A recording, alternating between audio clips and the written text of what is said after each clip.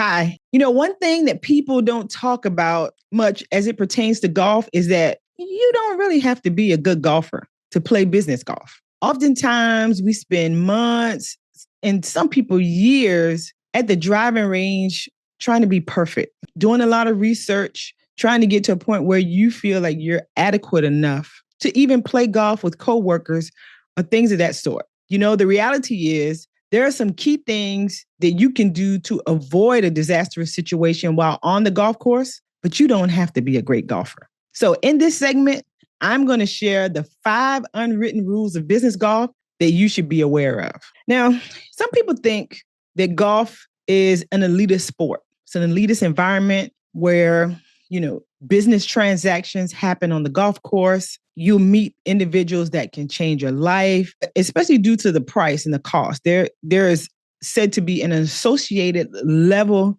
of pedigree of the individuals that play golf. I won't disagree with that. But oftentimes associated with that environment, it makes people feel like to be amongst those individuals that you have to be perfect. And the reality is that you actually don't have to be. When we think about that as well, too, individuals may really pause and say, I don't want to embarrass myself or, I'd have to learn something new to be in that environment. So they just go ahead and shy away from it. They decide that it's better to not be a part than to be a part and potentially take advantage of the great benefits of being in that. Some people decide that it's better to miss out on the opportunity than to take a chance at being in that environment when you have to learn something new. And that too is unfortunate. And then also in our environment, ego is king. It is real.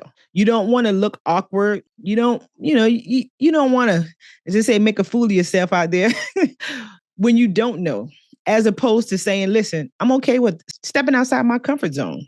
I'm okay with understanding that, I may do something wrong, but it's okay because I'm going to still be in the conversation or I'm still going to be in that environment or I'm okay with learning. Oftentimes leaders run into this because literally, we're already in the spotlight. So people are already scrutinizing a lot of the things that you do. So putting yourself in a situation where you're going outside your comfort zone, that's a real issue. And golf is an opportunity to really shed light on what some people would call people's even negative or positive personalities. But that is the exact reason why you want to play golf. I know there are some from a culturally perspective, they feel that going into that environment, they may run into some bias on whether it's because culturally they know that their community is not one that embraced or that they saw golf being played like basketball and football. Or even the fact that maybe them going into that environment, them feeling like there will be some misconceptions or some things said about them that would make them uncomfortable. So when we think about all of those things and the pieces of the puzzle of saying, listen, as a leader, as a business professional, as someone that wants to advance in my career, as a entrepreneur, I want to be a part of those conversations. Well, I'm here to tell you that you can be a part of those conversations. I can remember going to my first golf tournament, and it wasn't a business event, but it was just a regular tournament, and it wasn't planned. So the day before the tournament, or the evening before the tournament, they had a happy hour reception, kind of like a networking event, getting together. And I went to that because I wanted to support the cause. And in the midst of the conversations as I'm moving and shaking through the room, I was asked several times about playing in the golf tournament. And I was like, it's all good. And I was having one conversations with someone that I wanted to continue to have conversations with to go a little deeper in a particular topic. And they mentioned that they were going to be playing golf the next day. And that's when I was on the fence. I was like, means I got to go do it, right? And there was no guarantee that I would be on their team, which was even better because that means I could just kind of pass by them looking like I'm in the environment without the stressor of having to have the conversation or just kind of be in the midst of feeling awkward for 4 hours. And so I got to the golf tournament the next day and they paired me up. And yes, I was not paired with that individual. So that was kind of like a, whoo. But, I said, I'm going to embrace the day. I am here. I'm going to, as my mama would always say, you say, get all you can all you get. I was doing all of that. And I got paired with these two women, and they were absolutely amazing. They had been playing for years. And while they were 20 plus years my elder, they hit the ball well. They knew the rules. I was up front and telling them, hey, listen, this is my first tournament. But they made sure that they took extra special care of me. The great thing is that I could hit the ball, so I hit well. So while I carried the distance on a lot of our drives, they were just as receptive to me being able to hit it long, however, not understand all those minute details. And when I tell you, it was an amazing start for me. And even when I think back now in terms of me starting the A Perfect Swing organization, that tournament was exactly what I needed. However, I didn't know I needed it. So that was even better. But there were a couple of clear things that I walked away with from that particular tournament. One was, the rookies and the newbies, they're not really frowned upon as much as people might think. Now, that's as long as you keep up with the pace of play. So you can hit it 6 or 7 times, 8 times, but you need to be ready when it's your time. And you want to keep up with the group in front of you, right? So that was critical. The other thing was to bring adequate snacks, because I'm fresh off the driving range, coming into my first tournament, and I didn't bring any snacks. And when I tell you by hole 13, your girl was falling out. But I had these loving playing partners with me. They shared a banana with me. I did have some water. But the thing is that I didn't take adequate snacks. And when you're playing golf and it's 4 hours outdoors in the heat, that takes a toll on your body. So you have to take proper nutrition with you. So hydration and nutrition. And then the other thing was that the average player really isn't as good as you think they are. I had an opportunity to look across some of the fairways, and some of the best dressed folks out there, their balls weren't the longest and they weren't the straightest. But what I noticed was that they smiled afterwards. They laughed, their playing partners laughed. And I even heard at one point where a gentleman, he hit a really good shot. And I heard another guy say, man, that's your best shot all day. And literally they erupted. I mean, they cheered for him, even though that was his best shot of the day. And that's what it's all about. It is about being able to be in their environment, enjoy the surroundings, and really take in what the environment has to offer. So, when we look at things in business golf, your score is secondary. Your composure, your awareness, and the respect, that's what people are going to remember. That's what they're looking at. And when we think about golf and business in leadership in a realm of togetherness, golf mirrors executive behavior in so many ways. It's about how you handle delays, mistakes, pressure situations, emotional control on the golf course translates to your boardroom readiness. All of those things come into play in terms of who you are naturally. So, golf is one of those few environments where character is revealed in real life, real time, real terms. And oftentimes you hear people say they're going to the golf course to try to curate relationships and to try to seal the deals. But also, it's an opportunity to identify the deals that you want to walk away from, because it goes both ways, right? Now, so I'll tell you, played a lot of business golf, 25 years in the corporate environment. And I'll tell you, there are what I would consider 5 unwritten rules to business golf that every business golfer should pay attention to, regardless of how well you hit the ball, how great your swing is, how good your score is going to be, how large you think your score is going to be. It is these 5 things that will allow you to still really shine in the environment on the golf course. The first one is learn the written rules, mostly etiquette. Dress, what you should wear, pace of play, etiquette in terms of where you should stand, making sure you're looking for your shadows, repairing divots and ball marks, raking the bunkers, when to talk, when not to talk, where to drive the carts, where to stand. All those things are prevalent on the internet. So you can do that research. A lot of this is actually covered in my book in chapter 6 called The Golf's Rosetta Stone.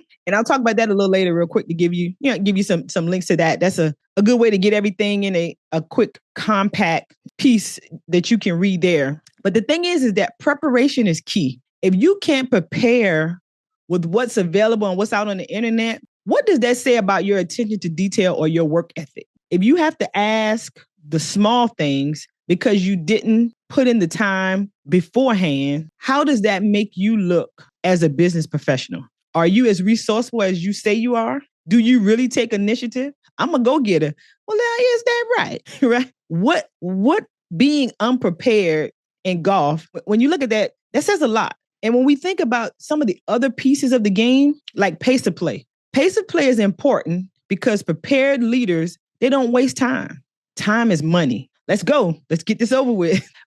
Let's keep it moving, right? It is about your time. And when it comes to leadership and business, time is always of the essence. Another thing, know when you should be talking or not talking, when you should be moving and when you shouldn't be moving, right? Stillness shows awareness. If you understand that when I address the ball, all noise stops and you pause and you halt your walking, that it's awareness. I mean, you understand what's going on, even in the midst of you preparing for your next shot. And that's really important in business. Another thing is knowing where you should stand. You're paying attention to detail, and that communicates respect. It could be a situation where, say, your shadow is hovering over someone's line, and you have to actually take 20 steps in an opposite direction to get your shadow out of their line. Instead of you saying, man, I got to go all the way over there just to get out their line. No, you say, hold on, let me move out of your line. That is respect. That is giving that person an opportunity to evaluate or see that you value them as a player on the course and you respect that they are a part of that. And that attention to detail is critical. Another thing, repairing the course. Fix your divots, repair the ball marks, rake the bunkers. And you know why? Because strong leaders protect the environment they benefit from. So almost like going to the grocery store and not taking the shopping cart back to the area where they're supposed to be. And if you don't take the shopping cart back, you should start doing that. Okay. Just remember, strong leaders protect environments they benefit from. And that's important. Also, when we think about protecting our environment, there's some of us that, when we're done with our round, we go out to the car and pop the trunk and take off our shoes and we begin to bang our shoes together and make a nice, healthy pile of grass behind our car. What is that saying about you caring for the environment that you benefit from? Most courses have a restroom or locker rooms. You get you a shoe bag and you can actually just change your shoes there or get in your car and change your shoes, right? Again, when we talk about business leadership, it is about understanding that character is shown in so many different ways. One other thing to just know is that you don't want to say the word yips. It's like you understood in golf, but just in case you don't know, I want to add that in, that you should not use the word yips while you're out. So again, the first one is learn the written rules, mostly etiquette. The second thing is don't give unsolicited advice. Regardless of your skill set, don't do it. It could be a situation where someone seems to really be struggling, but maybe they're working on something that their golf instructor has them working on. And they are sticking to the process and the plan that they've developed, which is great, right? You don't want to assume weaker players are literally just going rogue in terms of what their thought process is and their execution. Another thing, when you're out playing, even if you think someone's a weaker player or not, if you haven't talked about giving putts, don't assume that they want you to give them a putt. Let them putt it out. That shows that you are exercising composure. And I think it also builds trust. And when a person is struggling, oftentimes when you're trying to rush them along, okay, pick up your ball, let's move on. Well, the reality is that what does that say about you as a leader, about you as a manager, about you as a coach? We know, right? That is not a way to build trust. So instead, you want to support them. Composure builds trust. Trust builds opportunity. Become a good playing partner instead. Because I know if you're standing there and you're seeing them hit multiple times or they appear to be struggling, even the compassion in us, if you're not doing anything, it feels a little funny, right? But just become a good partner. Cheer for them if they hit a good shot, or if we'll say they hit the ball and you just see where their ball went and you help them find it. That in itself is a large help. So don't negate the fact that even if someone's struggling, you have an opportunity to still build trust by becoming a good playing partner. You can still laugh, you can still, chit chat, those kind of things. But again, ensuring that you're not trying to, or not that you're not trying to, but that you look like you're losing your composure, because that is going to destroy any trust that you're going to be able to build with that particular individual. Another thing as it pertains to, you being a good playing partner, birdies and eagles go first on the next hole, no matter what, even in ready golf. So you always want to be ready for that. I've seen countless stories of individuals that they've had 8s on their scorecards for 6 holes, and then they get a birdie. It is like, yeah, cheers all around, and they go first on the next hole, as opposed to jumping in. Because again, even if you feel like you're more consistent, where is your composure to build trust with that individual? Okay. Are you interested in making a difference in a child's life as well as the golf industry as a whole? If so, I would like to invite you to be a resource for the A Perfect Swing Foundation. In the A Perfect Swing Foundation, we have our 501c3 nonprofit youth initiative where we introduce youth to the game of golf as a youth development tool in their personal lives. We hone their communication, leadership, and networking skills. So when we think about the golf industry, oftentimes we think about tour players, but the golf industry has careers in every imaginable field that you can think of. And we want to ensure that we expose our youth to that. So we would ask you to consider providing a monetary donation. But in addition, we would love for you to volunteer to be a mentor, sharing your skill set, sharing your job, sharing your roles and responsibilities as a knowledge, as a tool to our youth, so that they can understand and get a feel for the various careers through mentorship.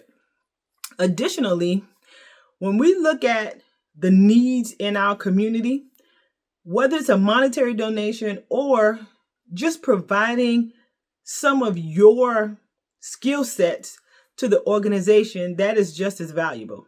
So whether you're an attorney and you can review legal documentation for us, or you're in the administration field and you can do some clerical work for us, or if you're in the technology field and you can provide some technology services, all of that allow us to continue to pour into the lives of our youth.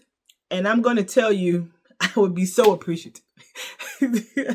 You can find out more information about us on our website at www.aperfectswing.net. Again, that's www.aperfectswing.net. And to make it easier, you can click on the link below. Thank you, and I look forward to seeing you soon. Now, here's the other thing. I did say cheer people on, and that is important, but let's just be frank. If it's a bad shot, it's a bad shot, right? Don't give false praise. Literally, when you're giving false praise, that says significant things about you. One is, should we or can we really believe the feedback that you give your employees? Are you giving constructive, clear feedback? Or are you just kind of boosting them up a little, right? The golf course works the same way. If it's a bad shot, it's a bad shot. All right, let's go find this ball. Not good shot. It was just in the woods, down in the water. We're never going to find that one. No, keep it moving. Keep it positive, but keep it honest. Not frankly honest, because that can destroy. Yeah, it's almost one of those situations where it's like, it's better not to say anything than to say anything at all. So you become an actioner, helping them find their balls, seeing where they're going, whether you're driving, anything of that sort. But you just remember to become a good playing partner. Okay. The third thing, as it pertains to the unwritten rules of business golf, don't blame outside objects for a bad shot because it sounds like an excuse. No one cares what you would have shot on another day, right? You can share stories about a great shot that you had, or, you played another course, but saying, oh man, if this didn't happen, I would have done this. If this didn't happen, I would have done it. It's giving excuses. Sounding unrealistic. No one wants to talk about how you can do better or what you need to work on if you know that that's what you always do except for today, right? The reality is that you want to phrase it where you're talking about now how you can get better and what you can work on. That shows that you understand, one, that golf is golf and you're not going to play golf at your finest every day because that is just a sport regardless of who you are. But not doing that is a really quick way to damage your credibility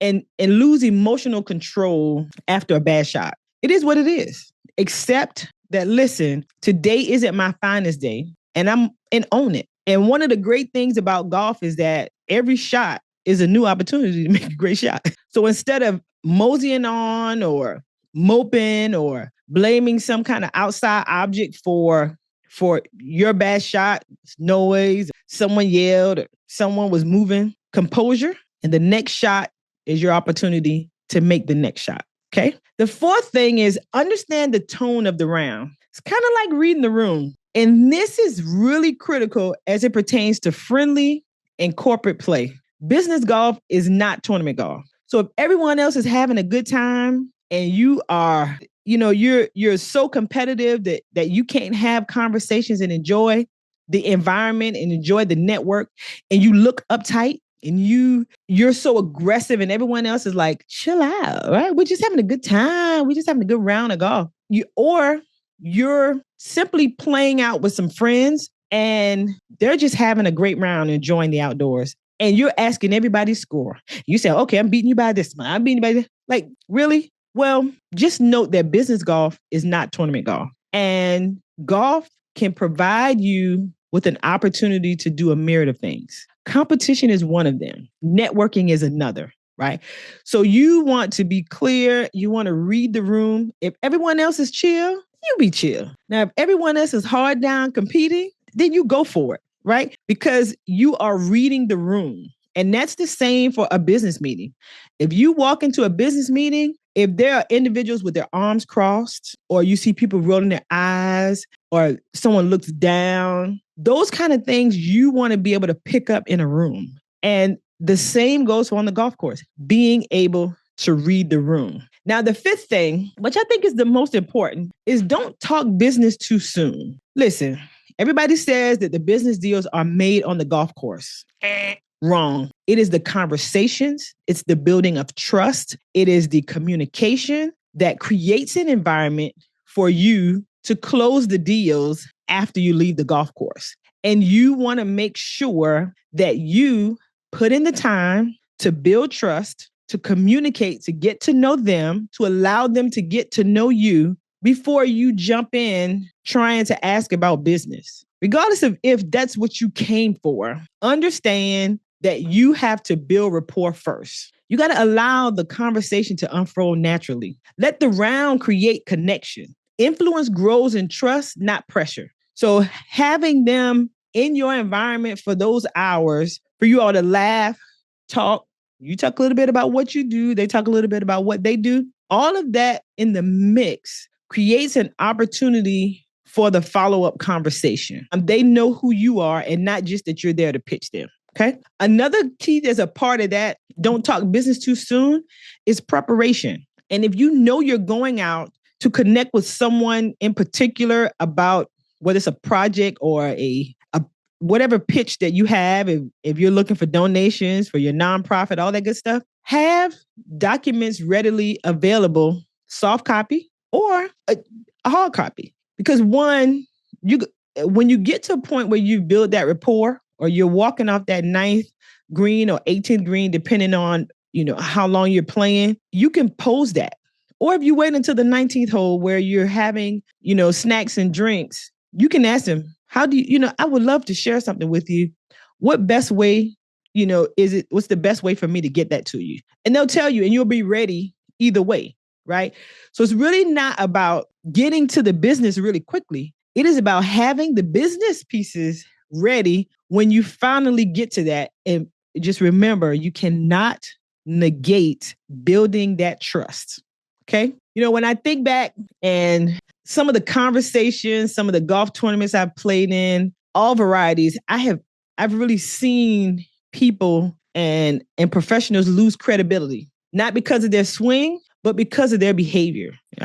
Moping and groaning, slamming clubs, negative responses, risky actions, hitting into a group in the front of you when pace of play is slow. All of those things people watch. And when you're in that environment and you hold your composure and you're polite, hopefully these are just natural characteristics of yourself, people will see who you are. But in the same light, when you're in that environment and it is your natural instinct to be aggressive, to be disrespectful, to be ungrateful, to be loud, to be boisterous, to be bragging, to appear to be dishonest, all of those things come out as well too. And you want to ensure that your authentic character comes out. And you also want to make sure that your playing partner, the individual that you're potentially wanting to do business with, or your coworkers, whomever you're playing with, that their true character come out as well too. Because again, there are decisions that are potentially being made on both sides. And I'll tell you, I remember my first business golf playtime wasn't good at all. Not at all. And I actually felt like I may have been a glorified caddy. I would watch their balls because they've been playing for a while. Remember, I just started playing just to be nosy. So technically, I didn't care how well I hit the ball. I just wanted to hear all the conversations going on. But I cheered. My ball wasn't used much. And I was okay with that. But the thing that makes me right now so proud about that particular day was that I got invited back. So that means I was prepared. That means I had done my research. That means my character was in check. That means I wasn't moaning and groaning. Means I wasn't out trying to give somebody unsolicited advice because I couldn't play anyway. But there are some people that cannot play and they will be more than happy to give you some advice. But that's what it's all about. Because when you talk about business golf, it's not that you're talking about your score.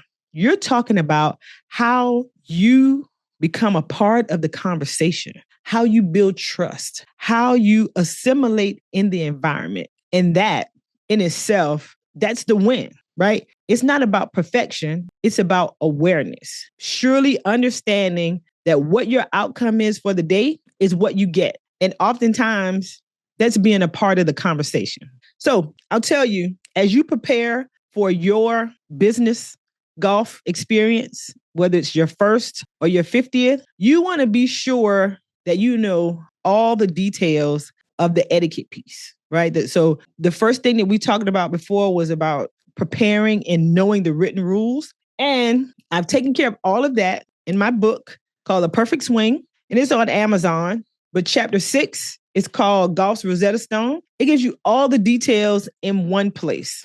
So feel free to pick that up. And listen, most importantly, say yes to the offer. If there's an opportunity for you to play, say yes and then prepare. Because remember, the unwritten rules of business golf is not about perfection. They're about awareness. You are part of the conversation. You are enjoying the laughter.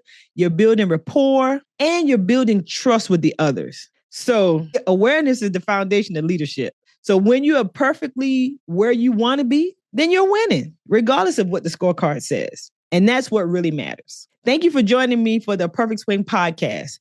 If this episode gave you insight into navigating the course with confidence, share it with a colleague preparing for their next business golf outing. Remember, success isn't about perfection. It's about intention. Keep playing the long game.